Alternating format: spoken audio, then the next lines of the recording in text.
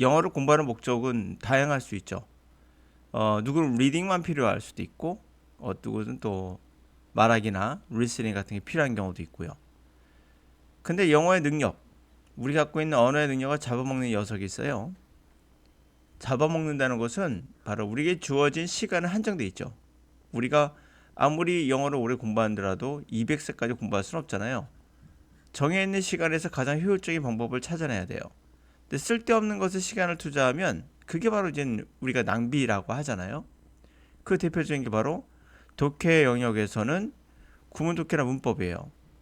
이거 없어도 영어를 할 수 있다면, 오히려 더 잘할 수 있다면 여러분들은 이걸 할 이유가 없는데 누구 때문에 이걸 하는 걸까요? 바로 여러분의 영어 선생님이 여러분들을 가르친다 싶고 결국에는 자신들의 밥그릇을 지키기 위한 방법으로 이것을 진행합니다. 이것이 없어도 가능하다는 생각을 이분들 못할 수도 있어요. 근데 그럴 수 있다면 구태여? 물론 어느 일부분에서는 가르쳐줄 필요가 있는 부분들이 있긴 있어요. 그것만 하면 사실 100으로 잡는다면 0.00001% 정도밖에 되지 않아요. 나머지 여러분이 충분히 다 할 수 있는 것들이거든요. 이런 걸 확대해서 전체라고 확대하면 이걸 침소봉대라고 하죠. 자, 그러면 독해 영역에서 시간을 잡아먹는 여러분이 갖고 있는 능력을 오히려 저해하는 구문 독해나 문법 같은 거 하지 말아야겠죠. 나중에 하시면 됩니다. 두 번째, 영어 리스닝 영역. 이 영역은 또 발음 공부가 시간을 잡아먹습니다. 연음, 특히 연음, 그리고 미국식, 영국식 발음이라고 해서 그 발음을 그대로 배우려고 하는 경향이 있어요. 물론은 따라는 하죠. 어차피 그러나 안 돼요. 그냥 수술하시는 게 더 빨라요. 강남의 뭐 어느 집안에서는 영어 발음을 미국식 발음으로 바꾸겠다고 혀를 수술했잖아요. 그 유명한 사건이 왜 일어났겠습니까? 발음에 거의 미쳐 있거든요. 우리나라 사람들은 발음이 미국식 발음이 되지 않으면 촌스럽다고 생각을 해요. 그러다 보니까 그 발음을 하기 위해서는 혀의 구조를 바꿔야 되거든요. 여러분이 TV에 나와서 영어를 외국인처럼 따라하는 한국인들을 많이 보잖아요. 그들이 한국에서 자라서 한국에서 커서 그렇게 발음하는 건 그 사람의 혀가 독특한 거예요. 일반적으로는 안 돼요. 인도 사람은 인도 영어를 해요. 필리핀 사람은 필리핀 영어를 하고, 우리 한국 사람은 혀가 거에 맞춰서 구성되어 있어요. 다시 말하면 이 발음 갖고 뭐라고 하는 그 옛날 유명한 사건이 있었죠. 한때 유명했던 그 수명여대 뭐 교수님의 사건, 오렌지가 아니라 아렌지드라고 하면서 했던 사건이 있어요. 이게 엄청나게 영어에서 중요한 부분인 것처럼 강조가 되는 거. 이거 제가 침소봉대라고 하죠. 구문 독해나 문법이 강조가 되면 그것도 침소봉대고, 발음이 지나치게 강조되면 침소봉대이고, 이거 사실은 그걸 뛰어넘는 이야기이긴 해요. 어떤 걸 뛰어넘는 걸까요? 이거 인종차별이에요. 미국인이 와서 우리나라 발음을 정확하게 하는 건 우린 물론 고맙죠. 그러나 그들이 발음이 정확하지 않고 하더라도 그건 우리가 용납해 줘야 되는 거예요. 다른 사람이니까. 흑인과 백인은 발음의 혀의 구조, 또 혀의 두께에 따라서 발음하는 게 달라요. 다를 수밖에 없고요. 그러니까 이런 연음 같은 거 배우고 이런 거 배우면서 그들을 따라야 된다는 것이 우리나라의 영어의 리스닝 영역에서는 거의 뭐 절대적인 것 같아요. 그러나 얘네부터 우선은 제거를 하셔야 돼요. 똑같아요, 이거하고.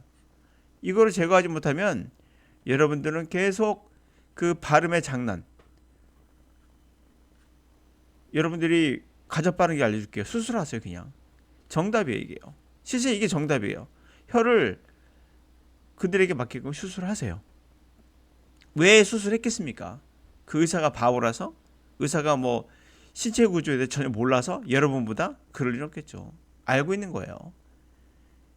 인종차별적인 얘기 그만하시고, 여러분들도 발음에 관한 것은 인종차별뿐만 아니라 신체차별도 돼요. 어떤 분들은 우리나라 사람을 하더라도 발음이 정확하지 않거든요. 아나운서 해야 돼? 가끔씩 저 그 생각을 해요.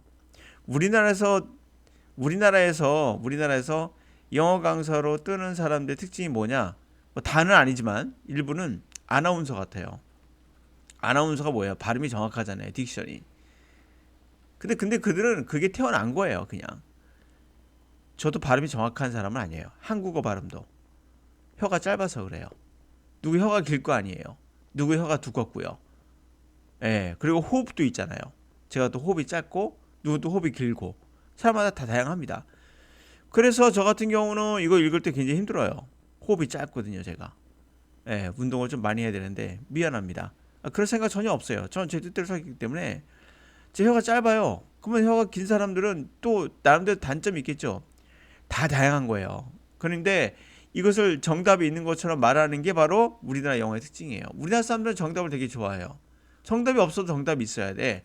그래서 여러분들이 좋아하는 강사의 특징이 뭐냐? 꼭 정답을 정해준 사람이죠. 이런 것도 딱 구분독해 하고 문법에서 멋있게 뭐 설명하고 이건 뭐 투부정사에 뭐 어쩌고저쩌고 이건 양자 부정이고 뭐 이러면 되게 정답처럼 보이잖아요. 리스닝도 마찬가지예요.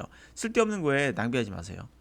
우리나라 유튜버들 보면은 이게 무슨 정답인 것처럼 얘기를 하는데 언어적인 공부가 전혀 안 돼 있고 그 언어 공부를 해봐야 그냥 어느 유튜브에 떠들고 다니거나 학교에서 배운 게 다일 거예요. 우리나라 사람들도 잘 몰라요, 사실. 대학 교수들도 몰라요, 잘.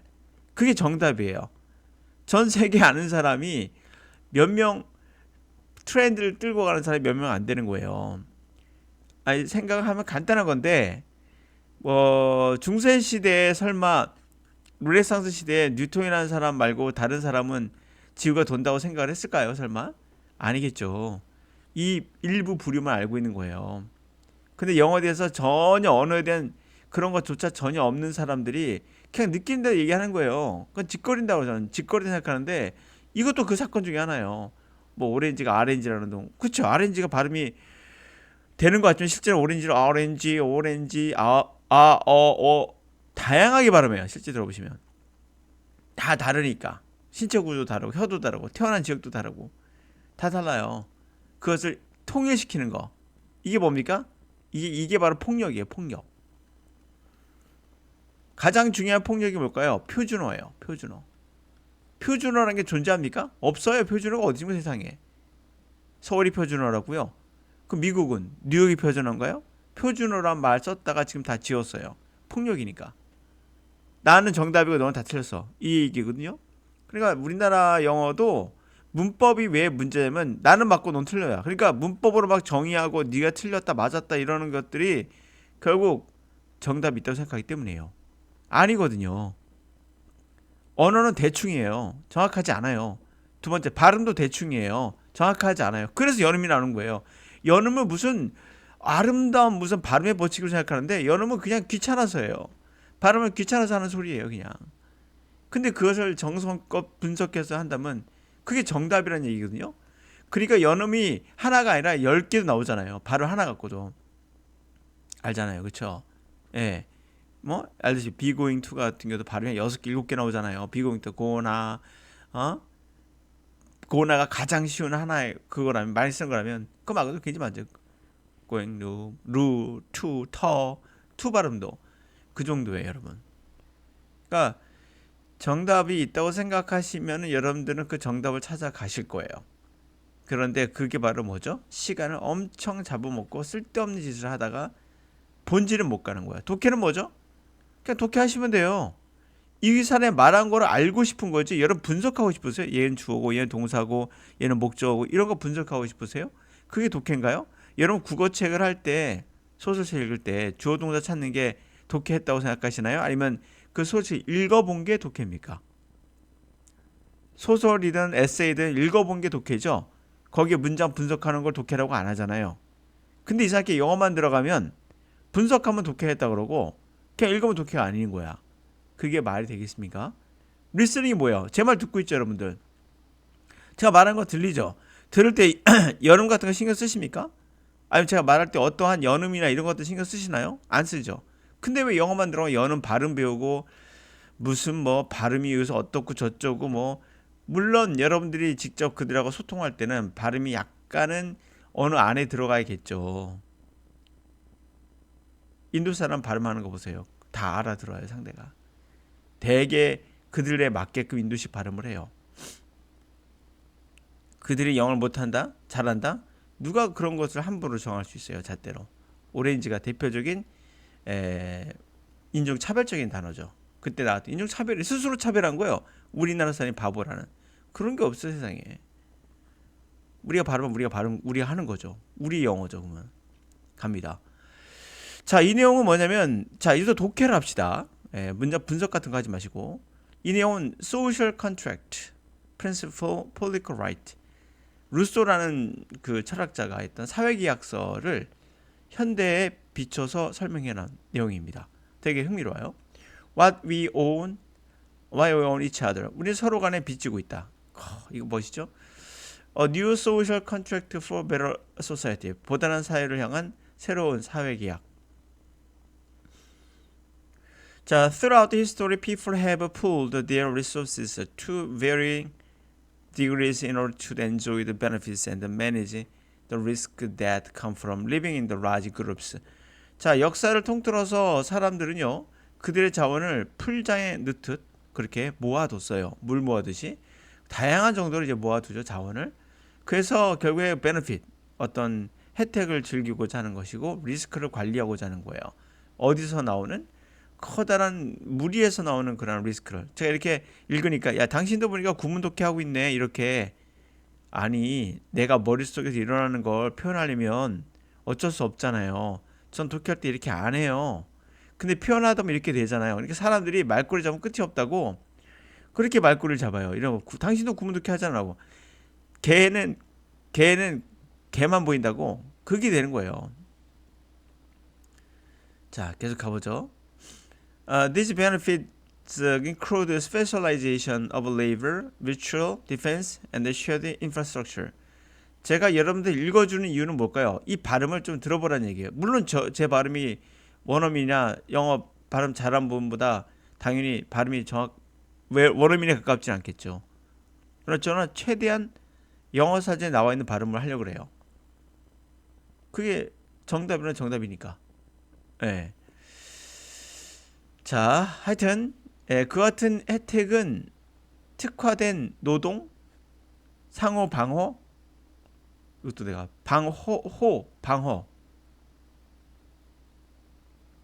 방어예요. 디펜스, 방어 되겠죠? 근데 제가 방어라고 발음해요.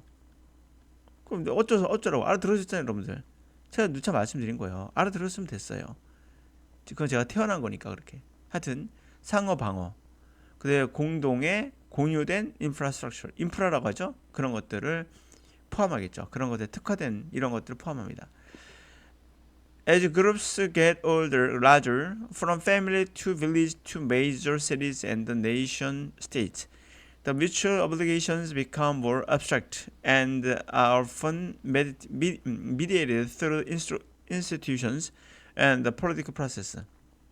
그리고 영어 강사라면 또 영어를 여러분들 가르쳐 준다면 반드시 읽어줘야 돼요. 제가 읽기 싫어요, 사실 이거. 힘들어. 근데 왜 읽어줄까요? 그래야 여러분들이 이 단어의 발음을, 정식 발음을 알게 되잖아요. 사전에 나와 있는 발음을. 그러면 여러분들이 발음을 알아야 듣기에도 도움이 되기 때문에 그래서 발음을 알려주는 거예요. 선생님, 근데 미국 사람 발음하고 다르네요? 다르죠. 전 미국 사람 아니에요. 그럼 듣기에 도움이 안 된다? 아니에요. 절대 그럴 리 없습니다. 발음에는 핵심적인 내용은 같아요. 핵심은 같고 나머지 부스러기는 다를 수 있어요. 근데 들어보면 다르게 느끼지만 핵심만 발음하면 들을 수 있어요. 그래야 되고요. 또 듣게라는 건 그래야 인도 영어 들을 수 있고 어디서 하는 영어든 간에 어떤 사람이 하는 영어든 간에 들을 수 있는 건 서로 소통 가능한 건 핵심은 같기 때문에 그룹 쓸 때 핵심은 같아요. 물론 발음이 약간 다를 수 있지만 계속 갑시다. 자, 그룹이 더 커지면서 패밀리에서 마을로, 도시로, 그다음에 나라로. 그러면 서로 간의 의무가 추상적이 돼요. 좀 더. 흔히 조절이 되어 있는 mediate. 뭘 통해서? 기관이나 정치 과정을 통해서 조절이 돼요. 자, rather than owe something to our family and our community, our obligations move into solidarity with fellow citizens or duty to our country. 자, 빚지고 있다는 거죠. 뭔가를 우리의 가족과 커뮤니티의 공동체에 빚지기보다는 좀 더 정확하게는 우리의 의무는 뭐로 변하고 있다? move, 연대, 시민, 동료 시민 연대로 또는 우리나라에 대한 의무로 변화됐다. In the past, for example, families educated their children, cared for the sick and unemployed at home. Today, most rely on schools and medical facilities and some countries unemployment benefits paid by state. 예를 들어서 과거에는 가족은 그들의 아이를 교육했고 케어했죠. 아픈 사람은 또 실업자들은 또 케어했습니다. 집에서. 오늘 대부분은 사회 학교에 의존하고 메디컬 시설에 의존하며 다른 나라에서는 실업급여 같은 거 국가에서 주는 실업급여도 받죠. 그럼 의존하죠. That's why today people are expected to contribute to the common good when they are productive adults and exchange, get an education when they are young and support when they are sick, unemployed, old.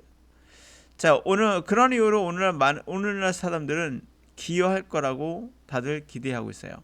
바로 공동의 선에 기여해 줄 것이다 라고 그런 이유로 그들이 성장됐을 때 프로덕티브 생산할 수 있는 어른이 됐을 때 그 담대로서 교환으로서 어렸을 땐 교육을 받고 또 서포트를 받죠. 아플 때는 실업일 땐 늙었을 땐 The exact nature of these expectations varies according to the cultural norms, institutions, policies, and laws. To define the rights and obligations individuals relative to those of the wider society, but the existence of such expectations is universal.